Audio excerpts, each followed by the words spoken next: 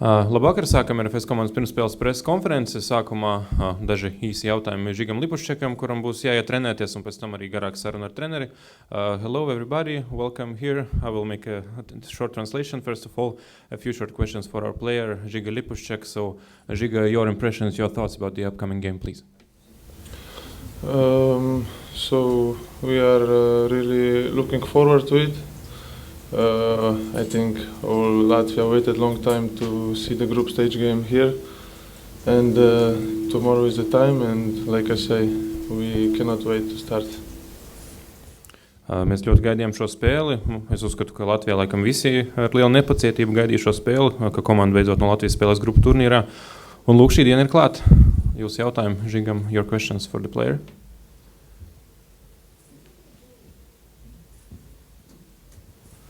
Do you understand how game will go on? Because we understand that in Florence they were favorites and we were underdogs. Now it's a bit more harder, maybe two equal teams. Do you understand what will be the style of the game? It's hard to predict exactly how the game will go because it's our first match. So of course we watch videos, we make analyses, but I think when the game started we will see how the game will go, but we are prepared, we are confident, and like before every other game, we wanted to win, to show good performance, and that's it. Grūti prognozēt, kāda būs šī spēle, jo šī tomēr ir pirmā mājas spēle grupu turnīrā. Protams, mēs skatījāmies pretinieku video, treneri analizēja maču, un mums nodeva informāciju, bet tomēr, kad sāksies spēle, tad arī redzēsim, kā tā ies. Mēs esam gatavi, esam pārliecināti par sevi, un kā jau katrā spēlē gribam gan uzvarēt, gan arī parādīt labu sniegumu.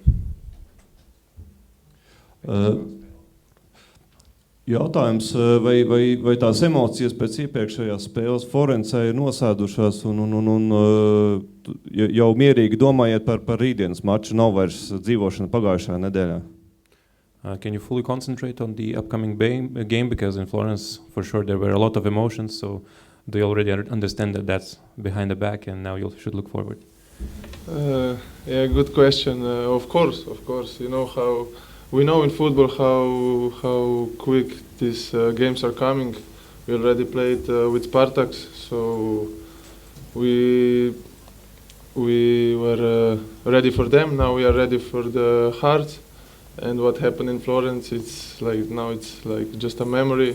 It's nice to think of it, of course, but in our minds now it's only Hearts. Protams, mēs labi saprotam, cik futbolā viss ātri notiek. Mēs jau aizvadījām vienu spēli virslīgā pret Spartaku, bijām gatavi tam mačam, viņu uzvarējām, tagad esam gatavi arī Hearts spēlē. Protams, tam, kas notika Itālijā, tās ir palikušas ļoti patīkamas atmiņas, patīkam par to domāt, bet tagad jāskatās uz priekšu. Un pēdējais jautājums, one more question for the player.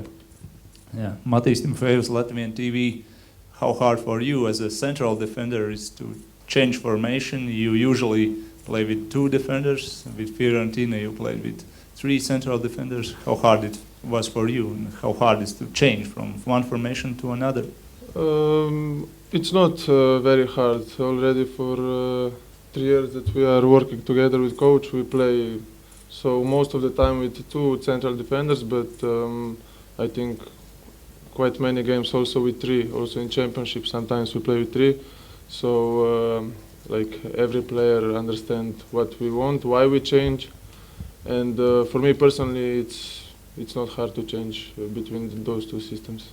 Jautājums bija par schēmas maiņu, vai nav grūti pārorientēties, kad komanda no 4 aizsargu līnijas sāk spēlēt ar 5, un spēlētāja atbildi bija, ka nē, tas nav sarežģīti. Mēs 3 gadus strādājam ar šo treneru Viktoru Morozu. Jā, parasti mēs sākam spēli ar 2 centra aizsargiem, bet dažreiz arī čempionātā spēlējam ar 3 aizsargiem. Katrs spēlētājs saprot, kādēļ tas ir vajadzīgs, un mēs varam pielāgoties. Paldies, thanks, Žiga. Thank you. Turpināsim preses konferences. Otrā daļa, Viktors Morozs, galvenais treneris. Treneri, sākumā lūdzu jūsu domas par gaidāmo maču. Manas domas ir vienkāršas. Spēlējam grupu turnīrā, spēlēsim mājās, būs daudz atbalstītāju, es ceru. Un futbola atmosfēra, gatavojamies ļoti nopietni, kā vienmēr, nekā jauna, nav pētījām pretinieka. Un gaidam šo spēli, nevis tā kā jebkuru spēli, bet, protams, it kā tas ir Eiropas līmenis, un svētki gan mums, gan visiem atbalstītājiem, tāpēc mums jābūt līmenī. Tas ir mūsu sagatavošanas plāns. And this will be our first game in European group stage in front of a full stadium, so we are looking forward to it. Of course, we're preparing very seriously. We did our analysis. We know what the opponents are capable of. Of course, you can feel that this will be a special match because we play in Europe on European stage. So it will be definitely a special event for us, for our fans, and we can't wait for the game to begin. Coach, what difference does the result last week in Fiorentina mean to your chances of progression in the group? And has that given the players and the rest of the team a belief that they can actually qualify from this situation? For sure, this match is, we spoke a lot about this match also, but for sure this is very important result for us, first our match, and we played in good level, but we don't think so far about classification, about some another things. We think only about our next match, and I cannot tell that some good result, even this perfect result, gives some confidence or something else. We forgot this. We played also in championship, in cup, everywhere. We need to be sure that we will fight for 3 points in every match, and we will do all the best. But now everything in our heads only about tomorrow match, and we don't think about what will be later. Jautājums bija par to, ko šis neizšķirts ar Fiorentinu nozīmē klubam, un vai pušiem arī nākus klāt papildus pārliecība par saviem spēkiem, un iespējams ir domas par iekļūšanu nākamajā kārtā. Treneris teica, ka, protams, mēs daudz runājam par šo spēli, mums šis rezultāts ir ļoti svarīgs, var teikt, ka šis ir perfekts rezultāts mūsu klubam. Aizvadījām maču labā līmenī, taču pašlaik mēs tik tālu nedomājam par to, vai varam izkļūt no grupas vai nevaram, jo mūsu visas domas ir tikai par mūsu nākamo spēli, vai tā būtu čempionāta spēle, vai šajā gadījumā tā būtu spēle ar Hearts. Mēs cenšamies nedomāt par to, kas notika Itālijā, jo saprotam, ka tagad tā ir pagātne un jādomā un jāskatās tikai uz priekšu. Viktor, man bija tas gods vakar apmēram 2 stundas aprunāties ar RFS prezidentu Arcimu Milovu, un viņš par šo spēli tieši sacīja, ka tā ir tā reālākā iespēja dabūt to uzvaru, jo uz papīra vājākais pretinieks un savus laukums. Tā pašā laikā mēs objektīvi saprotam, ka tas klubs ir tik un tā ar vismaz laikam 3 reizes lielāku budžetu un arī uz ar bukmekaru domās ar favorīts. Kā tev kā trenerim to nobalansēt, lai mēs nesasapņojamies, nenospēlējam pārāk varbūt agresīvi un avantūristiski, un lai nepazūd šis balans spēles laikā? Man nav ko piebilst, es arī paskatījos šo interviju, un nevaru neko citu teikt. Mans prezidents, viņam vienmēr ir taisnība. Un, ja nopietni, tad, protams, katrs no spēlētājiem, katrs no futbola cilvēkiem pirms tā, kā notika šī izloze, katrs jau saprata, ka šī spēle būs it kā viena no tām, varbūt vienīga, kur mēs varam pacīnīties. Mēs parādījām, ka varam cīnīties arī citas spēles, bet, protams, sapratam, ka pretinieks ir ļoti cienījams un, protams, viņi ir favorīti, bet mums ir savs plāns.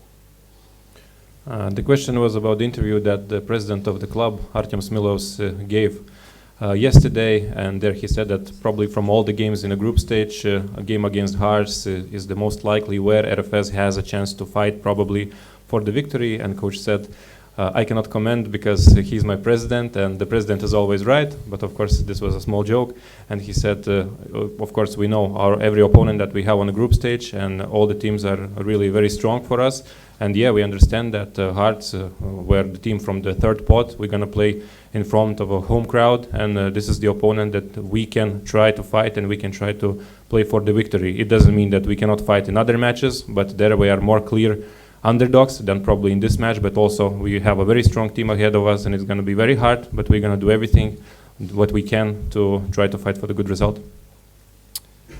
Robert Martin from the Scottish Sun. Hearts had a really good season last season, but they have now lost 6 of 7 games. When you watch them, Do you see weaknesses? Do you see a lack of confidence? Yeah, for sure. How I told, we saw the matches of our tomorrow's opponent, and yeah, we understand that sometimes results are not good, yeah, in championship, but I'm sure that opponents also these matches against Celtic or another, yeah, so everything can happen, but we saw a lot of pluses of the team, and of course we try to find something where we can use some pluses, yeah, so that's why few matches, especially in championship, we get the information from them, so we have this information how to play tomorrow, but everything happened only on the pitch. We will try to help our players to show them all the best, but really opponent is the team.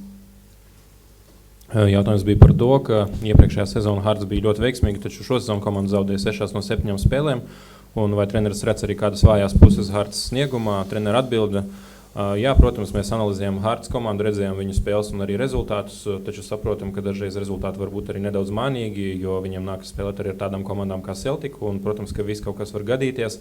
Redzējām arī pretinieku stiprās puses, kuras noteikti viņiem ir, bet mūsu uzdevums, kā viņu pretiniekiem, ir meklēt arī vājās vietas, kuras mēs varētu mēģināt izmantot. Mums ir visa informācija, kā spēlēt pret Hearts, kādas ir viņu stiprās un vājās vietas, taču viss notiek un tiek izšķirts tikai laukumā. Protams, ka mēs kā treneri šo informāciju spēlētājiem nodosim un jācer, ka spēlētājs savus uzdevumus izpildīs. Viktor, kā jūs varētu raksturot pretinieku spēles stilu un vai var vilkt kaut kādas paralēlas ar Latvijas virslīgu? Nē, ja vispirms atbildēšu par paralēlam, nav nekādu paralēlu šeit, jo komanda ir vairāk tāda tipiska britu spēle, ļoti daudz spēlē ar diagonālam piespēlēm, ļoti daudz skrien, ja viņiem patīk tāds stils, kad viņam ir ātrums, kad viņi ar bumbu un var centrēt. Protams, tā agresitāte, kuru mēs redzējām, kā viņi spēlē čempionātā, mūsu līmenī tā nav. Pat pētot instat datus, katra spēlē Skotijas čempionāta viņiem vairāk nekā 200 challenges, 2 cīņas. Jā, tā ir ļoti daudz. Spēlējot pret turkiem Başakşehir, viņi ļoti spēcīga komanda ar tādiem spēlētājiem kvalitatīviem, un turkiem izdevās paņemt bumbu un kontrolēt ļoti daudz, un tur jau bija pavisam cita spēle. Rīt mēs redzēsim, kas mums izdosies, vai tas izdosies mums vairāk būt ar bumbu vai vairāk cīnīties, bet, protams, mums jābūt gataviem visam scenārijam. The question was about the Hearts style. How can you describe the style of the play of the opponent team, and can you find any team in Latvia that plays similar football to Hearts? And the coach said, no, in my opinion, we don't have a team that is playing similar football to Hearts. I even checked the statistics, and for example, Hearts, they have around 200 challenges per game, and we don't have any team in Latvia that has these statistics. They run a lot, they are strong in diagonal passes, they make a lot of runs, they like the intensity, and also they are very aggressive and are good at crosses. So this is a very good team, and it's going to be really hard against them. We don't have such teams in Latvia, but of course we watched the game against Başakşehir. I should say that Başakşehir is a really strong team with really high quality players, and they managed to take control of the ball. They control the game, but I have no idea how it's going to happen tomorrow, who will have a ball. We're going to see everything tomorrow on the pitch. Jā, treneri, protams, visi jūs neatklāsiet, bet kā spēlēt pret šādu komandu, kas tik agresīvi spēlēs, šīm diagonālām piespēlēm ir ļoti daudz skriešana. Spēlēsim tiki taku. Question was, Coach, you said a lot of good words about Hearts, so how you should play to win against them? And Coach said, we have to play tiki-taka. Es vēl mazliet gribētu atgriezties pie tomēr spēles Florencē par RFS sniegumu. Vai redzējām pēc statistikas, ka pretinieki krietni vairāk momentus un pēc XG, pēc visiem radītājiem izveidoja savā uzbrukuma flangā, kur mums bija Sorokins un Šimkovičs. Šimkovičs liels meistars ar bumbu, nav šaubu, bet vai tu redzēji, ka tieši spēlē bez bumbas mums tajā flangā ir lielas problēmas, un vai tu plāno veikt kādas korekcijas, neobligāti spēlētāju sastāvu ziņā, bet pieejas ziņā, lai tieši nebūtu tik liels disbalans, ka ar vienu flangu mēs krītam cauri. Protams, es saprotu, ka arī pretinieki vairāk tur uzbruka, bet tomēr. Nu, tur bija, visiem spēlētājiem bija savas funkcijas, un pirms spēles es arī jums atklāju, ja jūs atceraties, ka mums ir plāns, mēs gribam spēlēt, bet mums jābūt gataviem arī jebkuram scenārijam. Ja, un runājot par mūsu schēmu, mēs negribējām, lai tas būtu kaut kāds autobus tikai. Ja? Mēs sapratām, ka dažas situācijas mēs spēlēsim dziļi un mums būs jāskrien. Un mēs zinām arī spēlētāju kvalitātes, ko katrs no viņam var darīt vairāk. Mēs zinām arī, ka Sorokins, viņš ir vairāk tāds aizsargs nekā pussargs, ja mēs salīdzināsim ar Vlalukinu. Ja? Un viņam bija jāpalīdz Tomašam. Ja, šajā situācijā. Un bija kaut kādas situācijas pirmā puslaika pēc 30 minūtes, kad, protams, mums bija problēmas no šī flanga, bet tajā situācijās mēs spēlējam drusku citādāk. Pēdējā laika daudz runa par kaut kādiem vārdiem. Tas bija it kā mēs gribam vairāk uzbrukumā, nevis uzbrukumā, bet viņu puse presingot, bet sanāca tā, ka mums bija jāaizsargājas. Ja es atbildēšu uz otru jautājumu, tad korekcijas būs. Komanda, pret kuru mēs spēlēsim rīt, tā ir cita komanda ar citu stilu, ar citām funkcijām, tāpēc, protams, nav tā, ka kaut kur viens plāns strādāja un vienmēr tā strādās. Tā nevar būt un tā nebūs. Un, protams, korekcijas būs, ja mēs salīdzinām ar iepriekšējo spēli no Florencē. There were two questions for the coach. So one was about one flank that the journalist's opinion we might have a little bit problems because Šimkovič is not such a defensive player.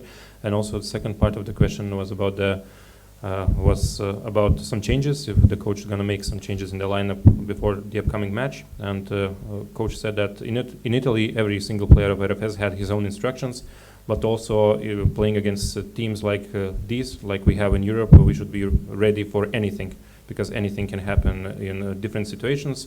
For sure, coach said that we didn't want to park a bus and play like this in 90 minutes. Of course, we understood that in some situations we will have to defend deep, but also we wanted the ball. We were ready to run in situations when we had this chance, and we used our chance. And also Vladislav Sorokins, he's more defensive player, and in some situations he had to help Šimkovič, and in some situations he did his job. Of course, there were also some situations when the opponents had advantage on the flanks and they used them.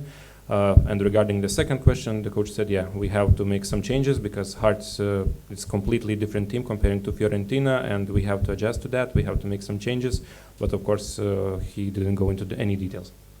Un vēl viens vienkāršāks jautājums, vai šodien treniņā redzēsim Džatu, vai joprojām visa lielā slodze būs uz diviem balsta pusargiem? Džata mēs neredzēsim, viņam ir savainojums un diezgan nopietns, nezinu, kad viņš atgriezīsies, bet šodien treniņā viņš noteikti nebūs. A question regarding Alfoseni Jata, a player of RFS, if he will be able to train today and play tomorrow, and coach said no. Unfortunately, Jata is injured, and this injury looks quite serious, and he cannot help us at the moment. Paldies, thank you. Thank you.